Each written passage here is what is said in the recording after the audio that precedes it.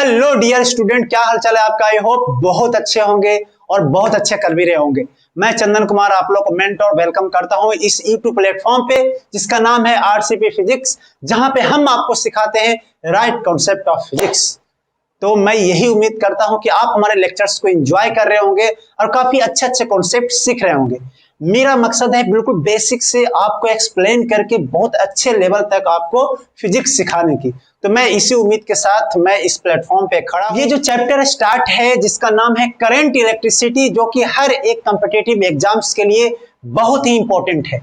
आप चाहे नीट के एग्जाम्स दे रहे हैं, चाहे आप बोर्ड के एग्जाम्स दे रहे हैं, चाहे आप आईआईटी जेईई या फिर एडवांस के एग्जाम दे रहे हो, सब में करंट इलेक्ट्रिसिटी जाने न जाने अनचाहे हर जगह पे हर पॉइंट पर ये इंपॉर्टेंट रहा है।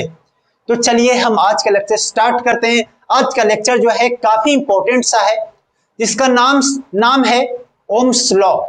ये Ohm's heart beat of current electricity है। जैसे तुम लोग कोई धड़कन और है, होता है ना, तुम लोग का कोई धड़कन और है, तो उसी तरीके से करंट इलेक्ट्रिसिटी का भी धड़कन कोई और है, जिसका नाम है ओम्स लॉ। ओम्स लॉ ने करंट इलेक्ट्रिसिटी का माफिया है, उस माफिया को आज पकड़ेंगे और कस के लपेटेंगे और उसकी सारी थ्योरी सारे कॉन्सेप्ट को एक से एक धराधर उड़ा देंगे। तो आज स्टार्ट करते हैं हम ओम्स लॉ से। अब ध्यान रखिएगा, ये जो टॉपिक है ओम्स लॉ हर जगह पे इंपॉर्टेंट है। आप करंट इलेक्ट्रिसिटी के ऑलमोस्ट सवालों में ओम्स लॉ का यूजेज होते हैं, लेकिन वो बदल बदल के आते हैं। ओम्स लॉ एक चेहरा में नजर नहीं आएगा, कई सारे चेहरों लेकर आपके सामने आएंगे और आपको एग्जाम्पल्स में या फिर आपके न्यूमेरिकल्स में आपको भरमाएंगे, आपको गुमराह करेंगे। लेकिन आप गुमराह होना नहीं, क्योंकि आज आरसीपी के चैनल पे हो और आज आपको चंदन सर आपको सिखा के रहेगा ओम्स लॉ, आपको रेजिस्टेंस का कॉन्सेप्ट भी सिखा के रहेगा। तब लेक्चर के साथ बने रहिए। चलिए स्टार्ट करते हैं आज का स्टार्टिंग टॉपिक, जिसका नाम है ओम्स लॉ। तो मैं आज ओम्स लॉ स्टार्ट कर रहा हूं। ओम्स लॉ नाम तो बड़ा अच्छा है, ओम लॉ, ओम्स लॉ, ओम्स का नियम। अब जैसे कि लास्ट लेक्चर में जिन लोगों ने लास्ट लेक्चर नहीं देखा है, तो मैं उनको रिकमेंड करूंगा कि आप हमारे डिस्क्रिप्शन में जाकर लेक्चर नंबर 2 को देखिए। ये करंट इलेक्ट्रिसिटी का लेक्चर नंबर 3 है। तो अगर आपने ओम्स लॉ की खोज को नहीं सोचा है, नहीं समझा है, तो प्लीज जाकर देखिए, क्योंकि ये ओम्स लॉ तभी समझ में आएगा जब आपने हमारे लेक्चर नंबर 2 को देखा है। अगर नहीं देखा तो प्लीज डिस्क्रिप्शन में जाइए, पहले उसको देखिए, फिर आइए ओम्स लॉ, तब आपको जिंदगी जीने का मजा आएगा। समझ रहे हो ना। ऐसे नहीं आएगा कि जब आए जब उठ के चले आए ओम्स लॉ सीख लिया, ऐसा नहीं है। ओम्स ऐसे माफिया है, इसको पकड़ने के लिए 2-3 लेक्चर देखना पड़ेगा तुमको, तब ये ओम्स लॉ पकड़ में आएगा। समझ रहे हो ना। देखता है किसी बहुत बड़े बड़े को पकड़ने के लिए सारा 2-3 लोग आते हैं, तो अकेले नहीं पकड़ में आता है कि नहीं। तो ये माफिया को समझते हैं, ओम्स लॉ माफिया। तो हमने लास्ट बार में सिखाया था कि खोज ऑफ ओम्स लॉ में, कि ओम्स लॉ बेसिकली कह रहा था, वो चिल्ला चिल्ला के कह रहा था कि देखो भैया, किसी कंडक्टर का रेजिस्टिविटी और कंडक्टिविटी कांस्टेंट होता है, यानी कि वो इलेक्ट्रिक फील्ड पर डिपेंड नहीं करता है। ये किसने बोला? मैंने नहीं बोला, ये किसने बोला? Ohm's law. ओम्स लॉ को 2-3 वर्जन आज हम लोग सीखने वाले हैं। तो चलिए हम स्टार्ट करते हैं लास्ट टॉपिक से, जहां पे हमने लास्ट लेक्चर में आपको छोड़ा था। तो हम कह रहे थे कि लास्ट लेक्चर में हमने जो सीखा था कि VD इज इक्वल टू में क्या सीखा था, एक तो सीखा था E इंटू में E अपॉन में 2M इंटू में क्या था, टाउ था ना। तो एक इक्वेशन नंबर 1 था ये। मैं स्टार्ट करें ओम्स लॉ का स्टेटमेंट, अभी मैंने नहीं लिखाया है, लेकिन लिखाऊंगा, जबरदस्त लिखाऊंगा। पहले आप समझे इसको कॉन्सेप्ट को। और दूसरा क्या लिखा था बेटा, बोल दो। I इज इक्वल टू में NEABD। क्या हम लोग इसको J इज इक्वल टू में NEBD लिख सकते थे? और क्या हम BD के जगह पर हम लिख सकते हैं E इंटू में कैपिटल E अपॉन में 2M इंटू में टाउ? बोलो, लिख सकते हैं या नहीं लिख सकते हैं? तुम बोलोगे बिल्कुल लिख सकते हैं sir. J is equal to में NE का स्क्वायर इंटू में टाउ इंटू में 2M इंटू में E यहाँ पर ये था। अब ये वाले टर्म्स को मैंने लास्ट लेक्चर में कह दिया था चिल्ला चिल्ला कर कि देख भैया, इसका जो नाम है एक बहुत ही अच्छा सा नाम है, जिसको बोलते थे सिग्मा। जिसको क्या बोलते थे? सिग्मा। पहले क्या इसको बोलते थे? सिग्मा। सिग्मा को क्या हम लोगों ने नाम रखा था? Electrical conductivity. क्या हमने नाम रखा था? सिग्मा को इलेक्ट्रिकल कंडक्टिविटी। जो कि हार्ड कोर प्रॉपर्टीज था। इलेक्ट्रिकल कंडक्टिविटी पे लिख लेता हूं, इलेक्ट्रिकल कंडक्टिविटी। अब स्पेलिंग पे ना जाए, भावनाओं पे जाएं। स्पेलिंग ऊपर नीचे हो सकती है मेरी। हाँ, तो सिग्मा जे इजिकल टू में सिग्मा इंटू में ई, मतलब जो करंट डेंसिटी है वो डायरेक्टली प्रोपोर्शनल ई का है। समझना, Ohm's law V is equal to I R गया जमाना, वो जमाना गया जिस जमाने में V is equal to I R पढ़ते थे, अब दूसरा पढ़ाने जा रहा हूं। तो जे इजिकल टू में सिग्मा इंटू मी। देखिए सिग्मा तो एक कांस्टेंट है, सिग्मा एक क्या है, कांस्टेंट है, जो कि किस पे डिपेंड करता है, किस पे डिपेंड करता है, वो मटेरियल पे डिपेंड करता है, वो रिलैक्सेशन टाइम पे डिपेंड करता है, वो टेम्परेचर पे डिपेंड करता है। और अगर उसको मैं उल्टा मैं बोलूं, सिग्मा को उल्टा को मैंने क्या नाम रखा था बेटा, जल्दी से बोल दो। सिग्मा को उल्टा रेजिस्टिविटी रखा था। सिग्मा को उल्टा क्या रखा था, रेजिस्टिविटी। इसको हम लोग बोलते थे रेजिस्टिविटी। इसकी यूनिट को और भी समझेंगे, रेजिस्टिविटी रखा था कि नहीं रखा था, बिल्कुल। अब ओम्स ने कहा कि किसी कंडक्टर का अगर हम टेम्परेचर कांस्टेंट करते हैं, अगर किसी कंडक्टर का अगर हम टेम्परेचर कांस्टेंट करते हैं तो क्या उसका टाउ बदलेगा, नहीं बदलेगा। क्या उसका एन बदलेगा, नहीं बदलेगा। इसका मतलब सिग्मा या फिर रेजिस्टिविटी क्या रहेगी, कांस्टेंट रहेगी, कांस्टेंट रहेगी। कब कब कब, जब उस कंडक्टर का टेम्परेचर चेंज नहीं करते हो तब, या फिर उस कंडक्टर को ही चेंज नहीं करते हो तब। ऐसे केसेज में उसकी कंडक्टिविटी और उसकी रेजिस्टिविटी क्या रहती है, कांस्टेंट रहती है। क्या तुम्हें समझ में आया? तो बोलो कि हाँ सर इसमें तो कोई बड़ी बात नहीं है, इसमें तो कोई बड़ी बात नहीं है। सही बात है, क्योंकि सर जब तक टेम्परेचर चेंज नहीं करोगे, जब तक रेजिस्टिविटी और कंडक्टिविटी उसकी चेंज नहीं होने वाली। तो हमने उसको लिखा, हमने कैसे लिखा, ओम्स लॉ का पहला स्टेटमेंट लिखवा रहा हूं, जो कि आपको शायद किताबों में नहीं लिखा हुआ मिले। आप एससी वर्मा सर की किताब पढ़ोगे तो उसमें आपको लिखा हुआ नजर आएगा, लेकिन आप आलतू फालतू किताब पढ़ोगे जैसे तैसे वाला किताब, तो उसमें लिखा नहीं रहेगा। उसमें यही लिखेगा v directly proportional to r I, है ना। तो मैं लिख रहा हूं कि if temperature is constant, temperature is constant, then resistivity spelling गलत हो सकता है, अब भावनाओं पर जाएं। Resistivity and conductivity is constant. Constant है कि नहीं बात, तुम बोलो बात है कि नहीं, सही, बिल्कुल सही।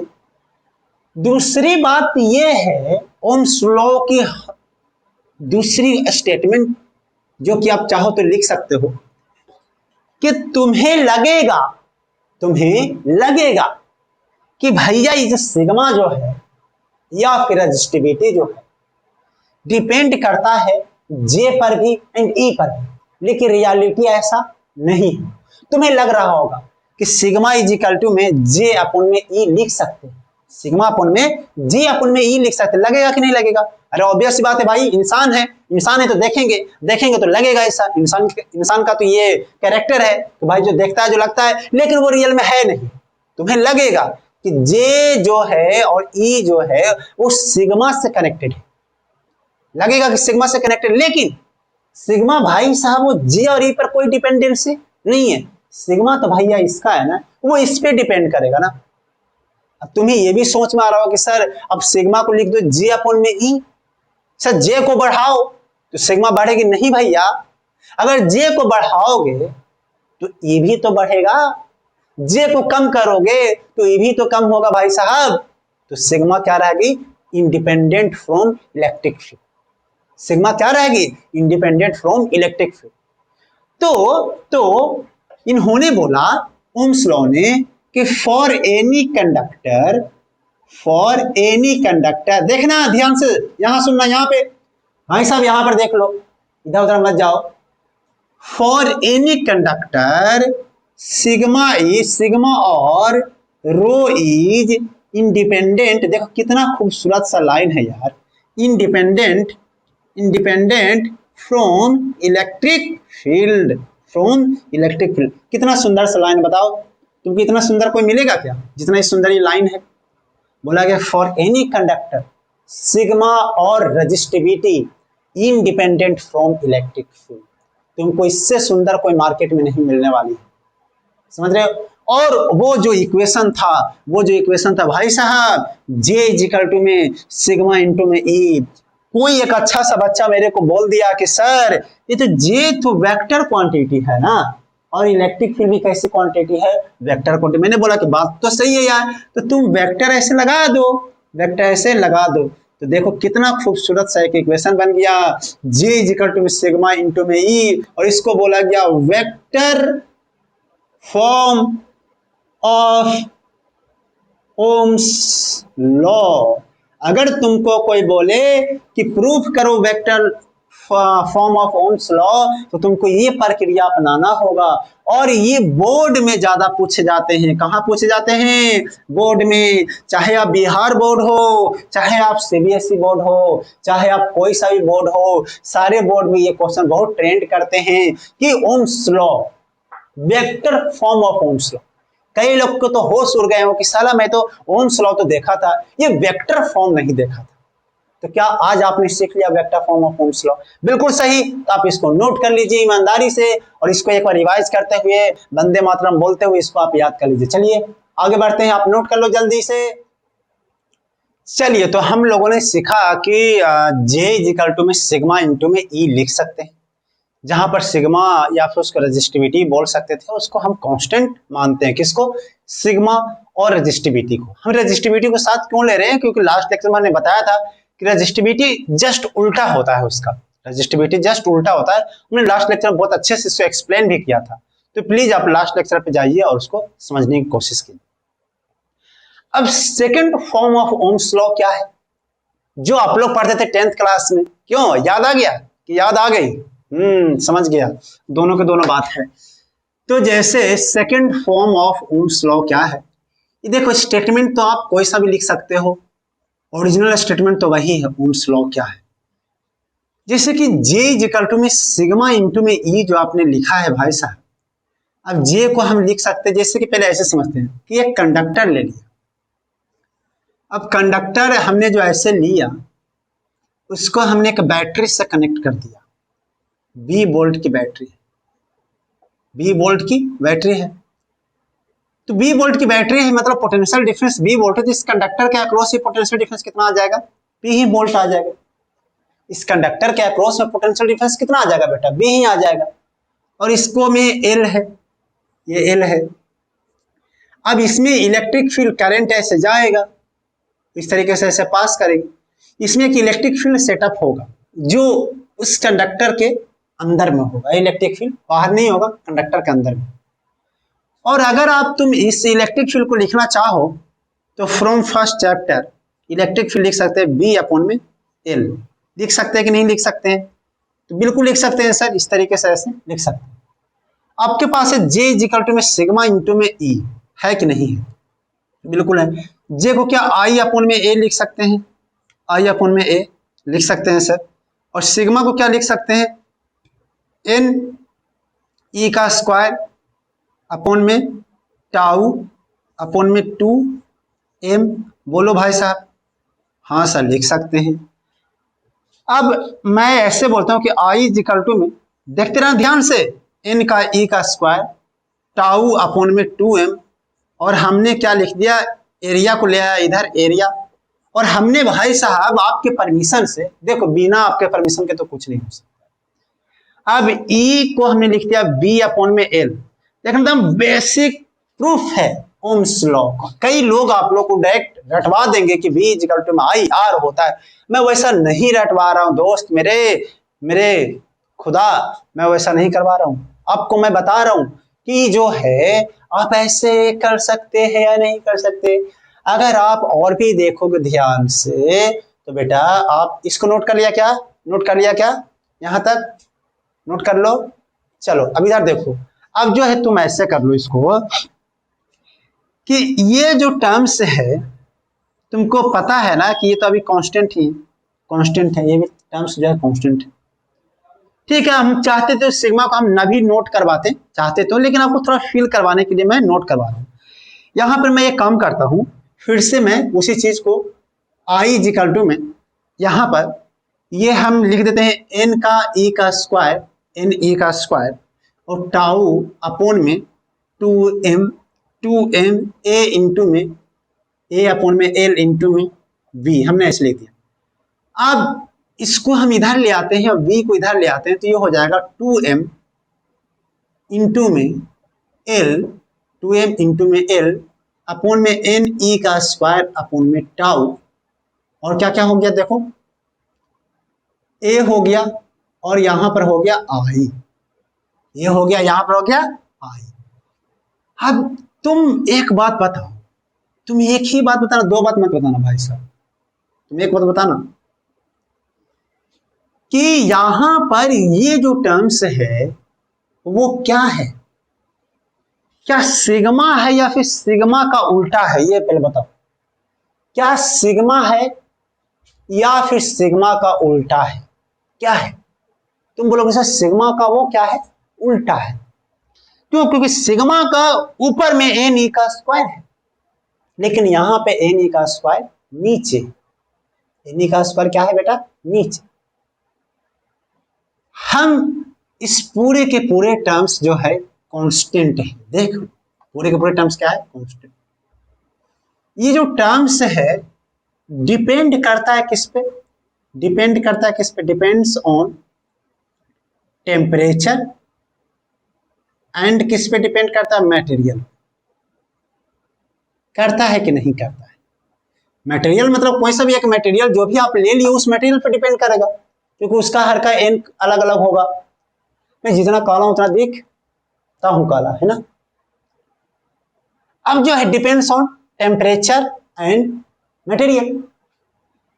ये वाला जो टर्म्स है एल अपॉन में ए, ये क्या है भाई, वो तो है लेंथ एंड एरिया, किसका किसका, जो कंडक्टर आपने लिया है उसका।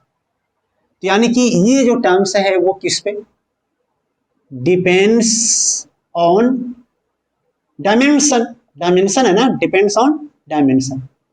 ए भाई बोल भाई, डिपेंड्स ऑन डायमेंशन। और अगर मैं तुमको बोलूं, अगर मैं तुमको बोलूं, अगर मैं तुमको बोलूं, अगर मैं तुमको बोलूं कि पोटेंशियल डिफरेंस, बी पोटेंशियल नहीं है, बी पोटेंशियल नहीं है, बी क्या है, पोटेंशियल डिफरेंस। अगर ये टर्म्स पूरा का पूरा कांस्टेंट होता, अगर ये टर्म्स पूरा का पूरा कांस्टेंट होता तो क्या potential difference directly proportional to current होता? सर मुझे समझ नहीं आया।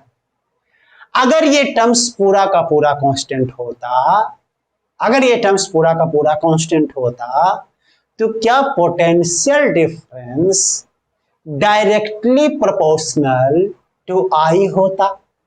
क्यों? क्योंकि जितना पोटेंशियल डिफरेंस बढ़ाएंगे उतना आई भी बढ़ेगा। कब बढ़ेगा, कब बढ़ेगा, जब ये पूरे के पूरे टर्म्स क्या हो जाए, कांस्टेंट हो जाए। अब ये पूरे के पूरे टर्म्स कांस्टेंट कब होगी, जब किसी मटेरियल के लिए ये चेंज ना हो। तो ये चेंज ना होने के लिए मटेरियल तो रहेगा कांस्टेंट, टेम्परेचर भी कांस्टेंट रहे, या टेम्परेचर भी कांस्टेंट रहे, और दूसरा उस कंडक्टर का क्या डायमेंशन भी कांस्टेंट रहे। तो अगर किसी कंडक्टर का बोला जाता है टेम्परेचर भी कांस्टेंट और डायमेंशन भी कांस्टेंट रहता है तो उस कंडक्टर में potential difference directly proportional to current हो जाता है। बोलो, यही है ओम्स लॉ। हमने दूसरा फॉर्म ओम्स लॉ का नाम बताया। क्या तुम्हें फील हुआ कि अरे सर मैं तो आज तक तो मैं रट रहा था सर, आज मुझे आत्मा को शांति मिल रहा है सर, कि सही बात है सर, क्यों कांस्टेंट रखता था। अगर तुम एक भी चेंज डायमेंशन चेंज कर दोगे तो ये क्वांटिटी चेंज होने लग जाएगी, क्योंकि लेंथ चेंज करोगे तो डायमेंशन, ये क्वांटिटी चेंज करेगी, और ये क्वांटिटी चेंज करेगी तो ऑल ओवर चेंज हो जाएगा। समझ रहे हो बात को, समझ रहे हो या नहीं समझ रहे हो, समझ रहे हो या नहीं समझ रहे हो? अब ये क्वांटिटी, पूरे के पूरे क्वांटिटी को बोला गया बेटा, इस पूरे क्वांटिटी को रेजिस्टेंस, इस पूरे क्वांटिटी को क्या बोला गया, रेजिस्टेंस। और इसी को हम लोग बोलते हैं आई, और V डायरेक्टली प्रोपोर्शनल टू आई। क्या तुम्हें बात समझ में? हम इस पे चर्चा करेंगे, हम इस पे भी और पूरा पूरा इस पे हिस्ट्री बताएंगे यार, तुम टेंशन का ले रहे हो, पहले इसको नोट करो जल्दी से। चलिए तो हम आगे बढ़ जाते हैं, इसको हटा देता हूं। आपको एकदम बेसिक कॉन्सेप्चुअल मैंने ज्ञान दिया है, ओम्स लॉ की बेसिक ज्ञान जो है बेटा यही है, इसके अलावा कुछ नहीं है, ठीक है ना। मैं इसको हटा देता हूं। तो चलिए स्टेटमेंट लिख लेते हैं, क्या स्टेटमेंट है उनका ओम्स का। तो बोला गया कि if temperature and dimension of conductor, देखो मेन बात तो ये, dimension of conductor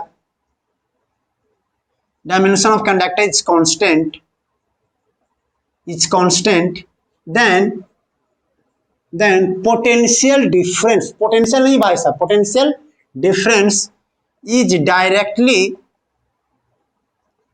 directly proportional of current flow in that conductor, statement में ध्यान दो, स्टेटमेंट में कि अगर एक कंडक्टर है और इसके अक्रॉस में पोटेंशियल डिफरेंस जो है V का है, और इसमें जो करंट जो है इसमें सिर्फ इसमें, दूसरे की कोई गारंटी नहीं है, तो जो V जो है वो डायरेक्टली प्रोपोर्शनल टू किसके होगा, I, और यहां से जो हटता था तो वो क्या हो जाता था, वो कांस्टेंट है R आता था। लेकिन R एक कांस्टेंट तुम कह रहे हो, वो रियल में कांस्टेंट हो भी सकता है। कब हो सकता है, जब क्या रखते हैं, टेम्परेचर और डायमेंशन ऑफ कंडक्टर को कांस्टेंट किया जाए, तभी ये रेजिस्टेंस कांस्टेंट हो सकता है। ये तो रेजिस्टेंस से बदलता है। तो मेन स्टेटमेंट तो ये है कि V इक्वल टू में I इंटू में R। R के जगह पे इतना टर्म्स छुपाया है हमने, अगर बेटा ध्यान से देखो तो R के जगह पे हमने इतना टर्म्स छुपा दिया है, R के जगह पे हमने इतना टर्म्स को छुपा के रखा। मतलब कोई पूछे कि R का बिल्कुल एलिमेंट्री रिसर्च फॉर्मूला क्या है, तो तुमको बोलना पड़ेगा 2m अपॉन में n का स्क्वायर टाउ l अपॉन में a। समझ रहे हो ना बात को। तो R को हम लोग बोला है, हम लोगों ने रेजिस्टेंस बोला है। चलिए नोट कर लीजिए ताकि पूरे बोर्ड को मैं साफ कर सकूं। आप अपने दिमाग को भी साफ कीजिए और कॉन्सेप्ट को तवातोड़ अटैक कीजिए, क्योंकि चंदन सर आपके साथ है और आपको मैं सिखा रहा हूँ खूबसूरत सा फिजिक्स जिसका नाम है करंट इलेक्ट्रिसिटी। ओम्स लॉ था, एक छोटा सा ग्राफ है जो आपको कई बार आपको जानने के लिए मिल जाएंगे कि ये वोल्टेज है और ये करंट है, और इसका जो कोई भी लाइन है, तो मान लीजिए कि कोई लाइन है, मान लो कुछ इस तरीके से ऐसे जा रहा है, तो इसका जो स्लोप जो है, जो थीटा जो है, स्लोप ऑफ वी आई जो है आपको क्या देता है, रेजिस्टेंस देता है। स्लोप ऑफ वी आई क्या देगा आपको बेटा, रेजिस्टेंस, ठीक है ना। स्लोप ऑफ वी आई क्या देगा, रेजिस्टेंस।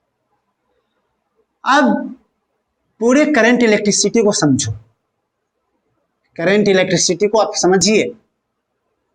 अभी मैं सब पे चर्चा करूंगा, ध्यान रखो। एक तो आ गया ओम्स लॉ और दूसरा आ गया रेजिस्टेंस। जिंदगी में एंट्री लिया, किसके जिंदगी में, करंट इलेक्ट्रिसिटी की जिंदगी में दो वर्ड एंट्री लिया, एक ओम्स लॉ और ओम्स लॉ के अंदर में क्या आया, रेजिस्टेंस। अब हम जो पढ़ेंगे, एक तो एप्लीकेशन ऑफ पूरी की पूरी जो है करंट इलेक्ट्रिसिटी, वो एप्लीकेशन ऑफ ओम्स लॉ के अंदर में आती है। किसके अंदर में आती है, ओम्स लॉ के अंदर। और दूसरा कि अगर ओम्स लॉ पर हो तो रेजिस्टेंस भी उससे कनेक्टिविटी रखेगी। ये रेजिस्टेंस में क्या है, रेजिस्टेंस में ही ओम्स लॉ लगाते हैं। अरे ओम्स लॉ कहाँ लगाओगे, किस में लगाते हैं, रेजिस्टेंस में लगाते हैं। तो रेजिस्टेंस में डिफरेंट कॉम्बिनेशन, डिफरेंट दो बार कॉम्बिनेशन पढ़ेंगे, डिफरेंट कॉम्बिनेशन पढ़ेंगे। फिर डिफरेंट बॉडीज का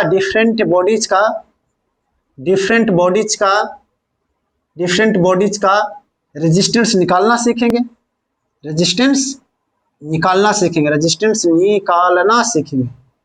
निकालना सीखेंगे। तो यानी कि अब जो है करंट इलेक्ट्रिसिटी दो भाग में बट के पढ़े, एक तो रेजिस्टेंस, दूसरा ओम्स। और तीसरा है कुछ इंस्ट्रूमेंट, कुछ क्या है, इंस्ट्रूमेंट है। तो वो सब सारे चर्चा हम करेंगे। अभी करंट इलेक्ट्रिसिटी बहुत लंबी चैप्टर है, अभी जर्नी स्टार्ट रहेगी। तो आज हम चर्चा करेंगे बेसिकली किस पे, ओम्स लॉ पे तो चर्चा कर दिया। अब इसको application V equal to I R लगाना, देखने में कितना सुंदर सा, कितना छोटा सा V equal to I R लगाना, लेकिन उसके पहले जब तक रेजिस्टेंस का ज्ञान नहीं होगा किसी बच्चे को, जब तक रेजिस्टेंस का ज्ञान नहीं होगा किसी बच्चों को, जब तक आप ओम्स लॉ लगा ही नहीं सकते हो। तो यानी कि रेजिस्टेंस का ज्ञान होना बहुत जरूरी है। तो चलिए हम सीखते हैं रेजिस्टेंस का ज्ञान, जो कि हमारे पास जो ज्ञान है वो अधूरा ज्ञान है, हम सीखेंगे पूरा ज्ञान। तो चलिए स्टार्ट करते हैं ज्ञान ऑफ रेजिस्टेंस। तो इसको नोट कर लो चाहो तो, मैं इसको हटा देता हूं। तो हेडिंग लिखेंगे रेजिस्टेंस,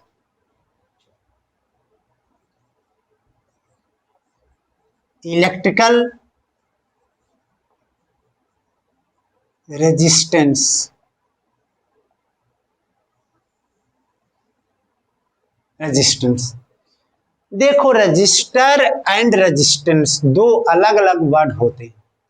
रजिस्टर वो होता है जो कि क्या बोलते हैं, रजिस्टर एक छोटा सा डिवाइस मान लीजिए, रजिस्टर एक छोटा सा डिवाइस मान लीजिए, और रेजिस्टेंस उसकी प्रॉपर्टीज को मान लो।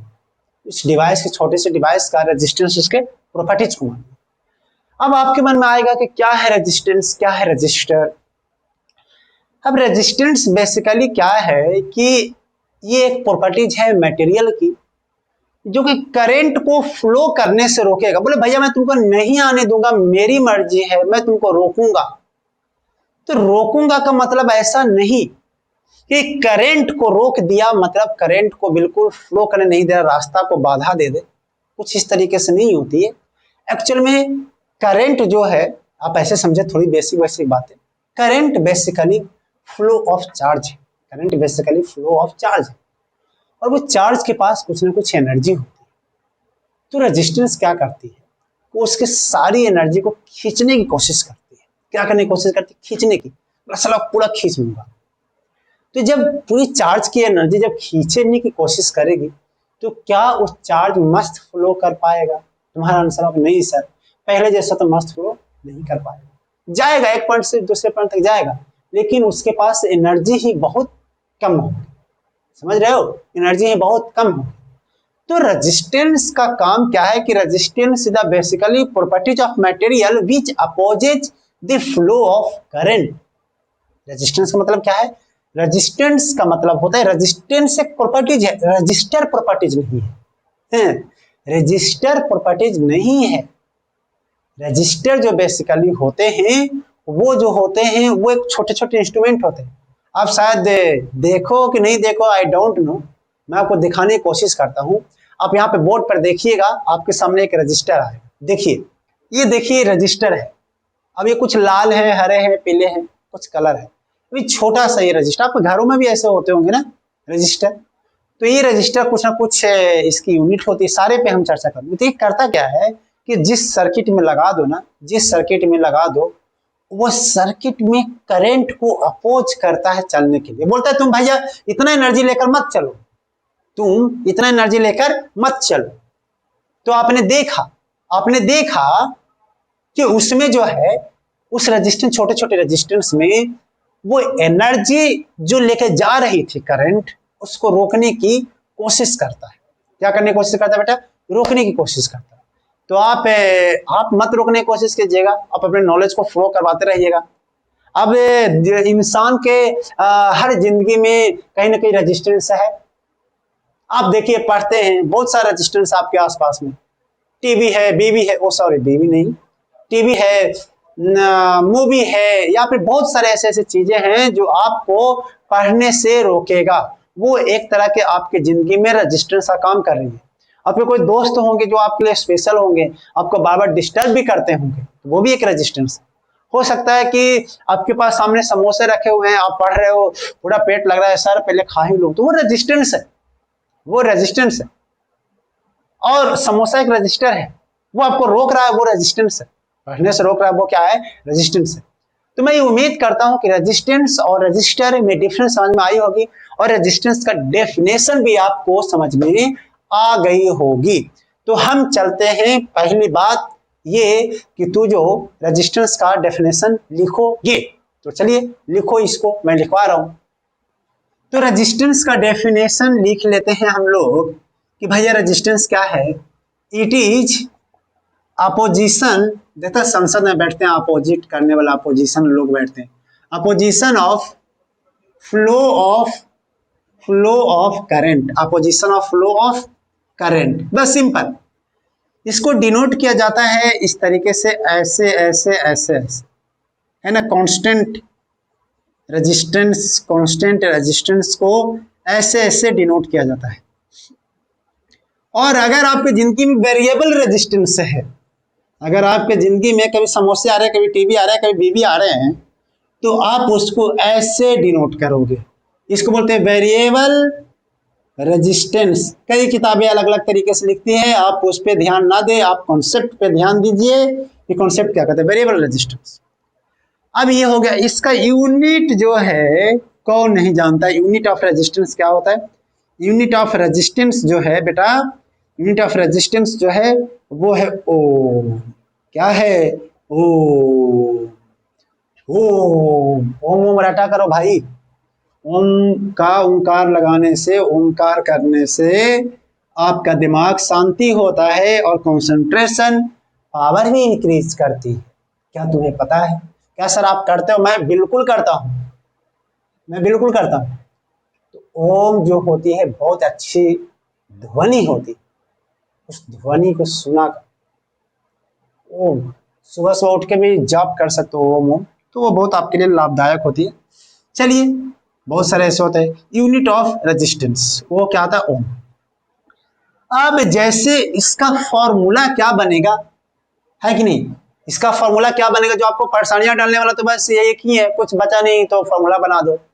तो फॉर्मूला भी हम देखेंगे, इसको नोट करते। तो रेजिस्टेंस का फॉर्मूला क्या, हमने कहां तक छोड़ा था ओम्स लॉ में? देखो, तो हमने छोड़ा था बेटा कि रेजिस्टेंस जो होता था वो क्या था 2ml अपॉन में n का स्क्वायर e का स्क्वायर, और क्या क्या था, n का e का स्क्वायर अपॉन में टाउ भी था और अपॉन में a भी था, कुछ इस तरीके का टर्म्स था। रियल में मैं बोलूं ये था v इक्वल टू में i। अब इस पूरे टर्म्स को क्या बोला गया बेटा? रेजिस्टेंस। पूरे टर्म्स को क्या बोला गया बेटा? रेजिस्टेंस। तो रेजिस्टेंस रियल में 2ml अपॉन में एरिया अपॉन में n का स्क्वायर e का स्क्वायर और टाउ। कुछ गलत हो जाए तो बता देना बेटा, कुछ गलत हो तो सेल्फ एडजस्ट भी करना, है ना। ऐसे तो मुझे लग रहा सही है, 2mn का स्क्वायर e का स्क्वायर टाउ। तो इसको बोला गया रेजिस्टेंस। लेकिन तुम्हें एक चीज ध्यान आएगा कि सर ये टर्म्स जो है ना वो रियल में सर वो है 1 अपॉन में क्या है बेटा? सिग्मा। है या नहीं है? है या नहीं है? अरे सिग्मा क्या होता था? ये ऊपर होता था, 2m नीचे होता था। आज ये 2m ऊपर है और वो नीचे है, समय समय की बात है। तो r इज इक्वल टू में इसको रो बोलते हैं, रो इंटू में l अपॉन में एरिया। बोलते हैं या नहीं बोलते? बोलते हैं या नहीं बोलते? जहां पर रो क्या है? रजिस्टिविटी। ध्यान रखना, इसमें बहुत अच्छी बात है, रजिस्टिविटी। अब इसको जो है, इसको अगर देखोगे तो चाहो तो पहले तो रजिस्टिविटी की यूनिट डिसाइड करो। एक तो यूनिट क्या थी, तुम्हें याद होगा लास्ट बार के लेक्चर में रजिस्टिविटी का भी यूनिट मैंने बताया था और सिग्मा का भी यूनिट मैंने बताया था, इलेक्ट्रिकल कंडक्टिविटी को, जो बहुत टफ लगती थी। वो टफ थी, ऑब्वियस बात थी कि उसमें बहुत सारे टर्म्स थे और उसको मैंने डिसाइड करवाया था। अब यहां से बेटा, यहां से सिग्मा का भी यूनिट दिया जा सकता है, चाहे रेजिस्टिविटी का भी यूनिट दिया जा सकता है। तो यहां से मैं बता रहा हूं, यूनिट ऑफ रेजिस्टिविटी जो है क्या हो जाएगा बेटा? r इंटू में एरिया अपॉन में l। तो r का तो होता है ओम, मीटर का स्क्वायर अपॉन में मीटर, और यहां से कट गया ओम मीटर। तो ये किसका यूनिट हो गया बेटा? रेजिस्टिविटी का यूनिट, ओम मीटर हो गया। अगर यही मैं बोलूं कंडक्टिविटी का यूनिट, कंडक्टिविटी का यूनिट, कंडक्टिविटी का यूनिट। तो क्या बोलोगे बेटा जी, बोलो कंडक्टिविटी का यूनिट। 1 में ओम मीटर बोल दोगे क्योंकि उसका उल्टा होता है। तो ये 1 में ओम मीटर का महो बोलते हैं, महो, महो, महो, ठीक है। तो महो बोलते, कुछ ऐसा कुछ बोलते हैं, देख लेना, महो बोलते हैं, है कि नहीं। तो ये हुआ रजिस्टिविटी का यूनिट और कंडक्टिविटी का यूनिट, कि भाई रजिस्टिविटी का यूनिट और कंडक्टिविटी का यूनिट ओम्स के टर्म्स में कैसे दिया जाता है, वो हमने आपको बताया। और मेन जो फॉर्मूला है रेजिस्टेंस का, वो बन के आया है हमारे पास रो इंटू में एल अपॉन में एरिया। ये बात क्लियर हुआ कि रेजिस्टेंस जो है, रेजिस्टेंस का जो फॉर्मूला बन के आया है, बहुत एक ही फॉर्मूला है, एक ही formula, rho equal to L upon में। तुम बोलोगे सर इसको क्या याद कर ले क्या, इसको ना याद कर, क्योंकि इसमें तुमको ये नहीं बोलेगा मास का इलेक्ट्रॉन। कभी मैंने आज तक तो सवाल नहीं देखा है नीट और जे के पैटर्न्स में कि जो आपको पूछ रहे हैं कि ये इलेक्ट्रॉन डेंसिटी दे दिया, रिलैक्सेशन टाइम दे दिया, मास ऑफ इलेक्ट्रॉन दे दिया और तुम्हें बोल रहा हो कि रेजिस्टेंस निकाल। नहीं, वो डायरेक्ट रेजिस्टिविटी दे देते हैं। डायरेक्ट क्या देते हैं, रेजिस्टिविटी। अब जैसे कि सिग्मा जो है, सिग्मा डिपेंड्स ऑन, ध्यान रखना, depends on types of material, material and temperature. बात है कि नहीं सही, है कि नहीं सही, बोलो टेम्परेचर। उसी तरीके से rho resistivity also depends on type of material and types of material and temperature. लेकिन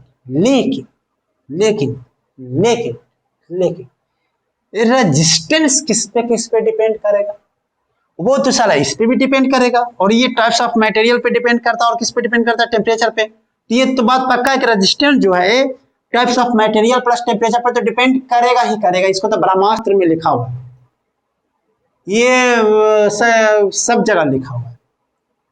और उसके साथ साथ डायमेंशन पर भी डिपेंड करेगा रेजिस्टेंस। तो रेजिस्टेंस जो है depends on type of material,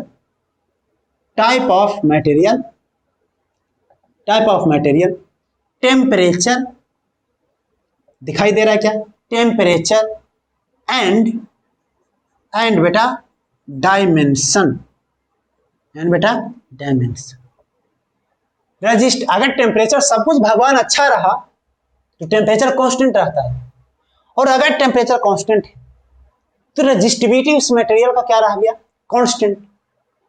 और लेकिन रेजिस्टिविटी क्या रह गया उस मटेरियल का, कांस्टेंट। लेकिन रेजिस्टेंस कांस्टेंट नहीं रहा, क्योंकि रेजिस्टेंस सिर्फ मटेरियल पे डिपेंड नहीं करता है, वो लेंथ पर भी डिपेंड करता है। लेंथ पर डायरेक्टली प्रोपोर्शनल डिपेंड करता है, और एरिया पे इनवर्सली डिपेंड करता है। समझ रहे हो ना। तो रेजिस्टेंस बहुत ही अपने आप में एक उसकी अलग दुनिया बसी हुई है, रेजिस्टेंस का, डिपेंडेंसी का। अब हम लोग, अगर तुम इस फॉर्मूले को देखो तो अगर भगवान की दुआ से तुमको रेजिस्टिविटी मालूम हो किसी भी कंडक्टर का, तुम्हें मान लिया जाए कि रेजिस्टिविटी किसी का मालूम, जैसे मार्कर का रेजिस्टिविटी मालूम है, तो आप चाहो तो इसका रेजिस्टेंस निकाल सकते हो। कैसे, इसकी लेंथ मेजरमेंट कर दो, इसकी एरिया मेजरमेंट कर दो, तो इसका रेजिस्टेंस मालूम कर सकते हो। तो रेजिस्टेंस मालूम करना किसी मटेरियल का बेहद ही आसान है। कब, जब उसकी रेजिस्टिविटी मालूम हो, जब उससे क्या मालूम हो, रेजिस्टिविटी मालूम हो। अगर आपने एक दुकान खोला और दुकान खोलने के बाद आप क्या किए कि रेजिस्टेंस बनाने का काम करते हैं, क्या बनाने का काम करते हैं, रेजिस्टेंस बनाने का काम करते हैं, लेकिन आपके पास ज्यादा पैसे वैसे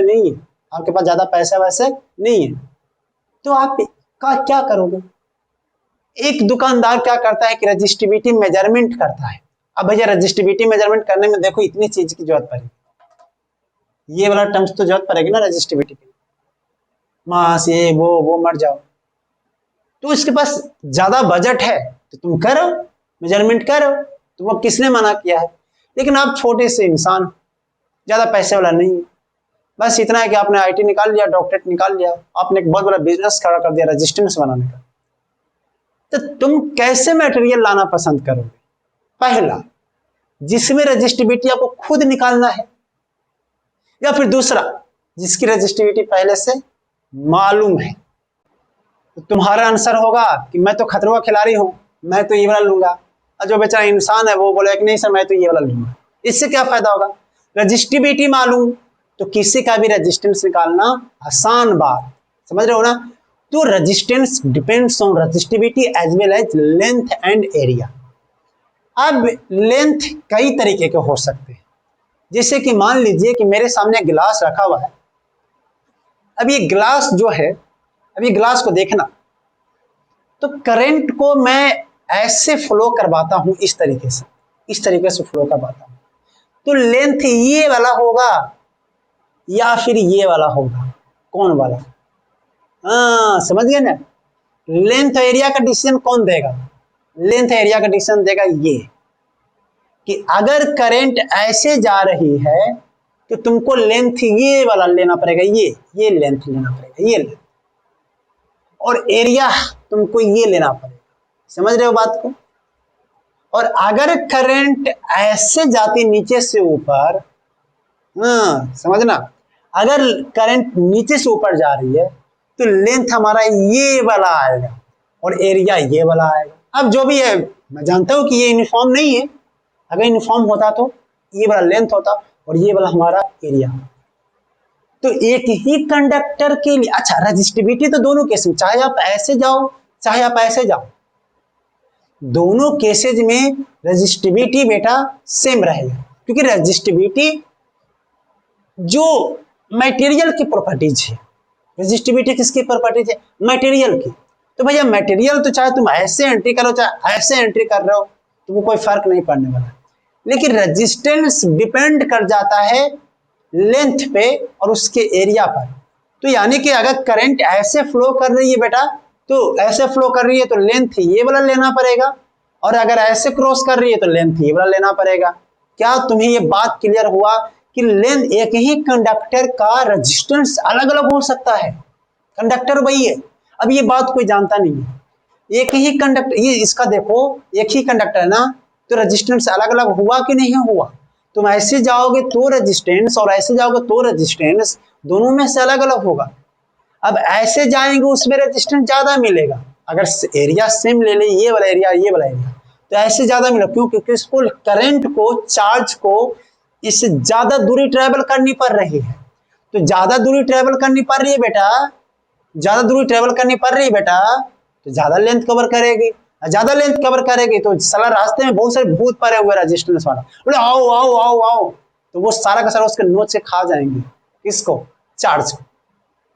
तो इसीलिए कंडक्टर जो होती है उसमें ज्यादा दूरी ट्रेवल करने का मतलब होता है उसकी एनर्जी को चूस चूस के खा जाएगा। कौन खा जाएगा? रेजिस्टेंस। समझ रहे हो ना? फ्लो करवाएगा, लेकिन इतना फ्लो करवाएगा उसकी एनर्जी, वो चार्ज की एनर्जी को खींचेगा खींचेगा। आपके घरों में हीटर जलते होंगे, चाहे आपको, ठीक है आपको बर्नर जलते होंगे गैस से, लेकिन हीटर के वायर को देखा होगा। अगर नहीं देखा है तो मैं लाकर दिखाऊं हीटर के वायर को, दिखाऊं मैं हीटर के वायर को, दिखाऊं पक्का? Just a wait. ये देखो ये हीटर के वायर होते हैं। अब कोई मुझे बताएगा, ये देख लो तुम लोग भी देख लो, ये हीटर के वायर जो होते हैं वो ऐसे क्यों बनाया जाता है? ऐसे इस तरीके से क्यों बनाते हैं? कोई बताएगा मुझे? कोई भी? ये इसलिए बनाया जाता है कि इसमें तो दोनों साइड में इलेक्ट्रिसिटी जाती है, करंट जाती है। अब तुमको इस हीटर से क्या उम्मीद है, इस वायर से क्या उम्मीद करते हो कि हीट आए बाहर? आए कि नहीं? अब हीट कैसे आएगी बाहर? क्या करंट ऐसे ऐसे फ्लो कर जाए हीट आ जाएगी? अरे भैया उसके, जब तक उसके करंट को नहीं खींचोगे बाहर, जब तक उसे करंट को नहीं खींचोगे बाहर, जब तक कोई उपाय नहीं। समझ रहे हो? जब तक कोई उपाय, जब तक इसकी एनर्जी को नहीं खींचोगे, जैसे चावल कैसे बनेगी, पनीर पकौड़े कैसे बनेंगे, कैसे समोसे बनेंगे, तो ऐसे जो खींचना पड़ता है इसमें। अब खींचने के लिए, अब जो करंट से एनर्जी खींचने के लिए भैया एक ही इंसान है, वो एक ही इंसान जन्म लिया है। अब वो इंसान का नाम है रेजिस्टेंस। अब resistance depends on the length. अब सोचो कि इसकी लेंथ इतना में देखो, देख रहा है इतना लेंथ नजर आ रहा है, लेकिन रियल में लेंथ जानते हो इतना है। देखो ये देखो नजर आ रही है, इतना लेंथ होगी। तो लेंथ इसकी लंबी कर देते हैं। जितना लेंथ लंबी करोगे बेटा उतना ज्यादा इसमें इसकी वो आएगी, रेजिस्टेंस आएगी। अभी इतना सा वायर है कि खींचोगे तो सारा कितना होगा, जब मोबाइल में भी नहीं दे। ओ तेरा देखो देखो देखो ये देखो कितनी, डेट्स वाई ऐसे देखो ये कितने बन गए। अभी और भी इसको खींच सकते हैं हम, है ना कि नहीं, इसको और भी खींच सकते हैं। ये देखो समझ में आया कि इसको क्यों इतनी लेंथ दे देते हैं बेटा। देखो देखो ऐसे ऐसे कितने लाइन बन गए, 1 2 3 4 लाइन बन गए, समझ रहे हो। अगर पूरी हीटर के वायर को, अगर तुम पूरी हीटर, ये देखो कितनी, इतना समय रेजिस्टेंस से खतरनाक होगी। दोनों एंड से अगर आप जोड़ दो करंट, बहुत लाल होकर दिखाई देगा। ये बिल्कुल लाल होगा, रेजिस्टेंस है ना, बहुत लाल होगी। समझ रहे हो। ये अभी भी नहीं आया समझ में, नहीं आया, क्या आ गया। दैट्स वाई हम लोग जो है हीटर के वायर को ऐसे ऐसे कॉइल बना देते हैं। कॉइल जितना ज्यादा ऐसे उतना ज्यादा लेंथ बढ़ेगी, और लेंथ ही रेजिस्टेंस लेंथ पे डिपेंड करता है।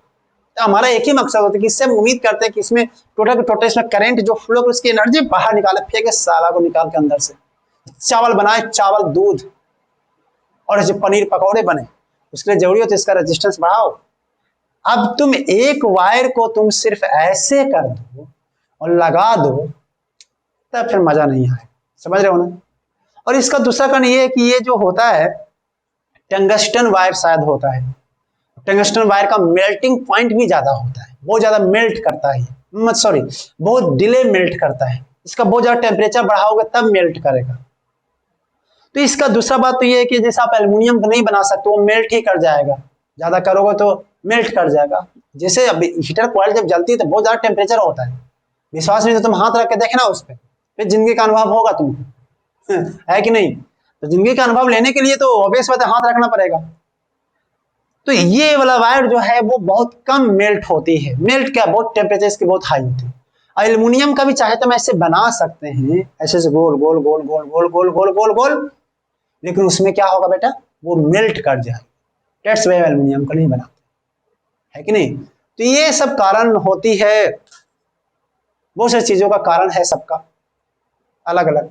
मैं उम्मीद करता हूं कि आपको ये चीजें जो मैंने आपको समझाया लाइव एग्जांपल से आपको बिल्कुल क्लियर हो गई होगी। समझ रहे हो बातें, इसको नोट कर लो, हटा दो इसको पक्का। तो आपको रेजिस्टेंस की अच्छी खासी नॉलेज हो गई होगी। अब एरिया कम करोगे तो रेजिस्टेंस बढ़ेगा, एरिया ज्यादा कर दोगे, मोटी वायर कर दो, एकदम मोटा वायर लगा दो सारा, मोटा वायर लगाओ तो रेजिस्टेंस उसका क्या हो जाता है, कम हो जाता है। इसलिए घरों में हम लोग मोटी मोटी वायर लगाते, देखते हैं 2 mm 4 mm 6 mm तक का वायर लगाते हैं। लोग नहीं बोलते हैं मेरे घर में 6 mm लगा हुआ है, हाय हाय मेरे घर में तो 2 mm लगा हुआ है, कुछ ऐसा बोलते हैं ना। तो ऐसा करके बोलते हैं लोग, देखा होगा। तो वो 6 mm 10 mm जो वायर जो होते हैं, चलो मोटाई होती है उसकी, आप देख लो उसकी डायमीटर उतनी mm की होती है, जितना डायमीटर हुआ उतनी वो मोटी वायर बनेगी। मोटी वायर बनेगी तो रेजिस्टेंस भी कम लगेगा। समझ रहे हो। किसी को पूछे कि मोटी वायर क्यों लगा रहे हो तो क्या बोलेगा उसको, शायद उसका एक्सप्लेन नहीं कर पाएगा, शायद उससे एक्सप्लेन नहीं कर पाएगा। तो मोटी वायर इसलिए लगाते हैं क्योंकि रेजिस्टेंस उस वायर का क्या हो जाए, कम हो जाए, उससे जो करंट आएगी उसमें रेजिस्टेंस कम होगा। रेजिस्टेंस कम अगर होगा तो एनर्जी उसकी, करंट की एनर्जी जो होगी वो कम खपत होगी वायर के थ्रू। जो भी खपत होगी हमारे अप्लायंसेस के थ्रू में खपत होगी, लाइट है, बिजली है, फैन है, घर है, बंगला है, समझ रहे हो ना। तो इसमें खपत होगी, ठीक है। अब हम चलते हैं सीधे एग्जाम्पल की तरफ। अब हम चलते हैं किधर, सीधे एग्जाम्पल की तरफ में, और हम आपको कुछ कुछ सिखाते हैं अच्छे अच्छे एग्जाम्पल। तो आपके सामने बोर्ड पर एक बहुत ही खूबसूरत सा एक एग्जाम्पल आएगा जो कि नीट में आए हुए हैं। तो चलिए बोर्ड की तरफ में देखिए और आपके सामने एग्जाम्पल आएंगे। अब देखो लिखा हुआ 3 copper wire of length and cross sectional area R L A 2L A/2 L/2 2A resistance minimum किसका होगा बताओ। रेजिस्टेंस मिनिमम सबसे कम किसका होगा, निकाल लो। रेजिस्टिविटी एक ही होगा ना, तीनों वायर का कॉपर है तो रेजिस्टिविटी सबका कॉपर है, तो सबका रेजिस्टिविटी सेम होगा। तो तुमको करना है, तो चलो करते हैं। तो एक जो है वो क्या है, एल है और ए है, एक 2L है और 2A है, और एक जो है क्या है, L/2 है और 2A है। तो रेजिस्टेंस जब निकालने जाओगे तो ये रो एल बाई में ए हो जाएगा, इसका रेजिस्टेंस कितना रो इंटू में 2L अपॉन में 2A हो जाएगा, और इसका कितना हो जाएगा रो इंटू में L बाई में 2 इंटू में 2A हो जाएगा। तो ये तो दोनों इक्वल हो जाएंगे, ये हो जाएगा रो L बाई में 4A हो जाएगा, तो मतलब इसका सबसे कम हो जाएगा। तो L/2 और 2A वाला का रेजिस्टेंस सबसे कम होगा। क्या बात समझ में आई या नहीं आई? हटा दूं या फिर कुछ गलत हो गया? गलत हो गया तो खुद से एडजस्ट करना पड़ेगा, समझ रहे हो ना क्वेश्चन। तो एक और नेक्स्ट सवाल कर लेते हैं, नीट का ही आया हुआ है, उसको देख लीजिए, आपको आत्मा को संतुष्टि मिलेगी, आप उसको देख। देखो ये wire 50 centimetre long and 1 mm का square in cross section carries a current of 4 ampere when connected to a 2 volt battery. The resistivity of the wire कितना होगा? तो मैं डेटा को लिख लेता हूं। चलिए, तो मैंने डेटा को लिख लिया है आपके सामने, आपको करना है कैसे करें, आप भी ट्राई कर सकते हो। पहले देखो यार, रेजिस्टेंस पहले निकाल लेते हैं। तो रेजिस्टेंस कितना निकलेगा, रेजिस्टेंस इज इक्वल टू में V अपॉन में I होगा, है कि नहीं, V is equal to I R, तो रेजिस्टेंस V अपॉन में I, V है कितना 2 और I कितना है 4, तो 1 अपॉन में 2 ओम जो है वो क्या हो गया अपने रेजिस्टेंस हो गया, 1 अपॉन 2 ओम क्या हो गया रेजिस्टेंस। और रेजिस्टेंस इज इक्वल टू होता है R इज इक्वल टू में रो इंटू में L अपॉन में एरिया, रेजिस्टेंस अपन में 1/2 है, रो L कितना है, L जो है हमारा बेटा 50 सेंटीमीटर, तो इसको मीटर बदल देते हैं 10⁻², और एरिया जो है बेटा कितना है 1 mm का स्क्वायर, तो 1 × 10⁻6 हो जाएगा। सॉल्व कर लो इसको, जो भी आया आंसर अपना मिल जाएगा। रो की वैल्यू निकालना है। ओके या नॉट ओके? ओके या नॉट ओके? आ गया समझ में? तुम्हारे सामने है बोर्ड पर, consider thin square sheet of side L, ठीक है, स्क्वायर शीट है, साइड L है, and thickness T है, made of material of resistivity. The resistance between two opposite faces shown by the sided area in the figure. कैसे? तो कैसे किया जाए इसको?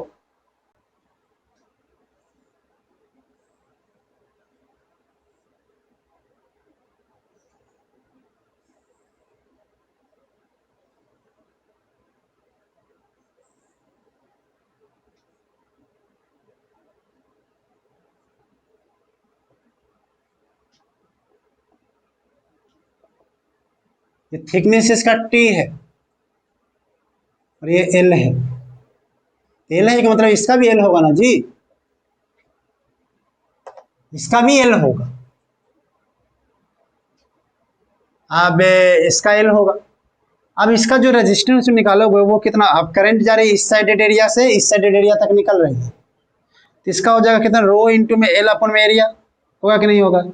तो रो है, L कितना हो जाएगा लेंथ, ये हो जाएगा L, और एरिया कितना हो जाएगा, एरिया जो हो जाएगा क्या, ये वाला क्रॉस सेक्शन एरिया जो सामने से पास कर रही है। जैसे ये बुक को अब मैं ले लूं, एक बुक ले लेता हूं, अब ये बुक है, अब आरटीज एक बुक है जिससे मैं क्वेश्चन लेता हूं। अब इसको अगर देखोगे तो ये T दे दिया है, ठीक है T, और इसको पूरा L दे दिया है, अब इसको भी पूरा L दे दिया है, ठीक है ऐसे L दे दिया। अब जो करंट जब ऐसे एंट्री करेगी तो क्रॉस सेक्शन एरिया तो ये वाला लेंगे, ये वाला, तो कितना हो जाएगा लेंथ इंटू में T, और लेंथ कितना लेंगे, लेंथ तो L ही लेना पड़ेगा, तो L हो गया लेंथ दे दिया, और एरिया कितना हो जाएगा L इंटू में T, L इंटू में T, तो L ने L को मार दिया, तो R जो हो गया वो इंडिपेंडेंट फ्रॉम जी, इंडिपेंडेंट फ्रॉम किससे हो गया, किससे बोलो, किससे, L से। अब ये कोई जरूरी नहीं है कि L से इंडिपेंडेंट, ये कोई जरूरी नहीं कि L से इंडिपेंडेंट, एक्चुअली वो डायमेंशन पे डिपेंड, अभी भी T है उसमें, अभी भी T है, लेंथ पर भी डिपेंड करता है, एरिया पर भी डिपेंड करता है, अभी भी T है। क्या बात समझ में आया तुमको या नहीं आया? पक्का इंडिपेंडेंट, तो कौन सा ऑप्शन, सी ऑप्शन हो जाएगा, कौन सा ऑप्शन हो जाएगा बेटा, सी ऑप्शन। आगे बढ़ जाए, पक्का आगे बढ़ जाए, इसको हटा दो, हटा देता हूं इसको। एक बहुत पॉपुलर सा एग्जांपल है ऐसा वाला, कैसा वाला, जो देखो एक टैपर फॉर्म का कुछ ऐसा है, ये ऐसा बहुत बार आता था, वो हीट में भी आया होगा, तुम लोगों ने पढ़ा होगा। ए है रेडियस और यहाँ पर बी है, और इसकी रेजिस्टिविटी जो है वो रो दे दिया है। रेजिस्टिविटी जो है क्या दे दिया है, रो दे दिया है, रो। इसका आर निकालना है, क्या निकालना है, आर निकालना है। ओके, तो आर निकालना है। अगर देखो लेंथ जो है एल है, लेंथ क्या बेटा, एल है। अगर एरिया यूनिफॉर्म होता तो रो एल अपन में ए हो जाता, होता कि नहीं। देखिए एरिया हर जगह पर क्या करिए बेटा, चेंज कर रही है, हर जगह पर क्या करिए, चेंज कर रही है। रेजिस्टिविटी कांस्टेंट है, और सिंपल सी बात है, एक मटेरियल के लिए क्या होना चाहिए, रेजिस्टिविटी ईमानदारी से क्या होना चाहिए, कांस्टेंट होना चाहिए या नहीं होना चाहिए। तो हमने क्या किया कि एक्स दूरी पर जाकर हमने एक डिस्क मान लिया। क्या मान लिया, डिस्क, ऐसे करके डिस्क, जिसका रेडियस जो है वो आर है, उसकी जो मोटाई जो है वो dx है। इसकी मोटाई क्या है बेटा, dx। इस एक छोटा सा पतला सा है कि नहीं। अगर इसकी रेजिस्टेंस छोटा सा लिखना चाहें तो लिखोगे रो इंटू में एल की जगह पर dx लिखोगे, और अपन में एरिया का जगह पे लिख दोगे पाई आर का स्क्वायर। लिखोगे कि नहीं लिखोगे, लिखोगे ना। लेकिन रेडियस तो मालूम ही नहीं है, रेडियस तो मालूम नहीं है। तो ऐसे सवाल को देखोगे कि वो रेडियस जो है वो ए से स्टार्ट हुआ है और बी तक है, तो इसको मैंने ऐसे किया कि देख भैया रेडियस और लेंथ जो एक्स जो है वो वैरीज करिए कुछ ऐसे, ए से लेकर बी तक में, ए से लेकर कहाँ तक में, बी तक में। अगर तुम इसका स्लोप निकालोगे तो कितना हो जाएगा, ये हो जाएगा बी माइनस में ए। तो जो स्लोप हो जाएगा वो हो जाएगा स्लोप, देखते रहना स्ट्रेट लाइन की तरह मैंने ट्रीट करके मैंने इसको कर दिया, स्लोप हो जाएगा। अब तुम जो रेडियस किसी दूरी पर निकालना चाहो तो इसका इक्वेशन क्या बनेगा, b माइनस में a अपॉन में l इंटू में x प्लस में इंटरसेप्ट a। देखो ये रेडियस हो गया, मैंने जल्दी बताया है मैं मानता हूं। क्या इसका रेडियस ऐसे लिखा जा सकता है बेटा, क्योंकि देखो ये a से लेकर b तक वेरीज कर रहा है, हर पॉइंट पर r वेरीज कर रहा है। तो r को मैंने बोल दिया y एक्सिस, r को हमने क्या बोल दिया, y एक्सिस, क्योंकि r भी वेरीज कर रहा है, x वेरीज कर रहा है, तो r को हमने y ले लिया और x को हमने x एक्सिस ले लिया और उसका इक्वेशन लिख दिया, क्योंकि a से लेकर b तक में। तो y इक्वल टू में mx प्लस में c होता है, c intercept on the y axis हमने कर दिया, intercept on the y axis. अब जब इसको जब जाओगे dr लिखने तो क्या लिखोगे, आप लिखोगे क्या, मैंने ऐसे कर देता हूं, आप लिखो dr इज इक्वल टू में रो इंटू में dx अपन में पाई इंटू में r का स्क्वायर की जगह पर लिखोगे b माइनस में a अपोन में l इंटू में x प्लस में a का होल स्क्वायर। तुमको लग रहा है कि ये टफ है क्या आसान है, लग रहा है टफ। अब बस इसी को इंटीग्रेट कर देना है, कहाँ से कहाँ तक कर देना है, ये कर दूंगा x कहाँ से कहाँ तक, x 0 से लेकर l तक, 0 से लेकर l तक। लेकिन आप इसको इंटीग्रेट डायरेक्टली नहीं कर सकते, डायरेक्टली इंटीग्रेट नहीं कर सकते, आपको इसमें कुछ एज्यूम करना पड़ेगा। आप ये देखो फिजिक्स हो गई खत्म, अगर कोई बोले कि मुझे समझ में नहीं आया तो गलत बात है, फिजिक्स हो गई खत्म, यहाँ पर यही था फिजिक्स, बस ये हो गया। अब देखना मैं बोलता हूँ कि b माइनस में a अपॉन में l इंटू में x प्लस में a को t मान लो, क्या मान लो t। इसको थोड़ी देर के लिए बार बार ये लिखना ना पड़े बेटा, इसको k बोल दो, क्या तुम बोलो तो kx प्लस में a is equal to t बोल दो। इसको डिफरेंशिएट कर दो दोनों साइड में, तो ये हो जाएगा कितना, k dx is equal to में ये तो 0 हो जाएगा, इज इक्वल टू dt, तो dx इज इक्वल टू कितना हो जाएगा, dt बाई में k। याद रहे k की वैल्यू क्या है हमारा, k की वैल्यू क्या है, b माइनस, यहाँ पे लिख देता हूँ कि b माइनस में a अपॉन में l को मैंने k माना है। क्यों k माना, क्योंकि बार बार लिखना पड़ता है, परेशान हो जाते हैं, डेट्स वाई, है कि नहीं। तो dx is equal to dt upon में, अब लिमिट का भी देख लेते हैं। अगर x की वैल्यू 0 है तो t की वैल्यू कितना हो जाएगा बेटा, a। अगर x की वैल्यू कितना है, l है, x की वैल्यू l है, तो t की वैल्यू जानते हो कितना आ जाएगा, b आ जाएगा। हाँ, के की जगह पे बी माइनस ए रखोगे ना तो वो लिमिट चेंज कर दो। नहीं आया समझ में? अरे यार से आसान है यार, कहाँ तुम फंस गए यार, ये तो माना ही तो है यार, ऐसा तुम नहीं करता था कि इंटीग्रेशन में करता है ना। अब इसको हटाना पड़ेगा मुझे, हटा दो पूरे को, हटा दो, पक्का नोट कर दिया। तो जब इसको इंटीग्रेट करने जाओगे तो डी आर की वैल्यू जब लिखोगे आप ऐसे, तो ये तो जगह 0 से लेकर आर तक या फिर आर ही हो जाएगा। यहाँ पर हो जाएगा हमारे पास कितना, रो बाहर आ जाएगी, पाई बाहर आ जाएगा, और हमारे डी एक्स जहाँ पर क्या आ जाएगा, डी टी वाई के, डी टी वाई में के, और यहाँ पर पूरे के पूरे बी माइनस एक्स का टी का स्क्वायर हो जाएगा, और यहाँ पर हो जाएगा कितना, 20 से लेकर कहाँ तक, ए से लेकर बी तक। चलिए रो पाई बाई में के और टी पे -2 हो जाता है ना, -2 टी पे -2 प्लस में 1 अपने -2 प्लस में 1, और ये हो जाएगा ए से लेकर बी तक, और यहाँ से हो जाएगा रो अपने पाई के जगह पर मैं लिख देता हूँ बी माइनस में ए अपन में एल, और इंटू में -2 प्लस 1 माइनस हो जाएगा, और ये 1 अपने माइनस तो 1 अपने बी माइनस में 1 अपन में ए हो जाएगा। अब चाहो तो कैसे कर सकते हो, रो अपन में पाई बी माइनस में ए अपन में एल, अब कर लोगे 1 अपन में ए माइनस 1 अपन में बी कर दिया। क्यों कर दिया, समझ में आ गया क्या, क्यों कर दिया, क्यों कर दिया बोलो, माइनस को अंदर कर दिया और क्या। इसमें रो एल अपन में पाई बी माइनस में ए, और यहाँ पर हो जाएगा बी माइनस में ए अपन में ए इंटू में B, B minus A B minus के कैंसिल, तो रो इंटू में एल अपन में pi A B. This is the answer, this is the answer resistance का। ये जो टैपरिंग जो था उसका आंसर आ गया। तो बेहद ही आसान है, ये थोड़ा सा इंटीग्रेशन का कमाल है, क्योंकि इंटीग्रेशन आपको अगर आती है तब तो ये बहुत ही आसान है, और अगर आपको इंटीग्रेशन नहीं आती है तो हो सकता है टफ बन सकते हैं। तो इसको आप नोट कर लीजिए और आगे बढ़ जाते हैं।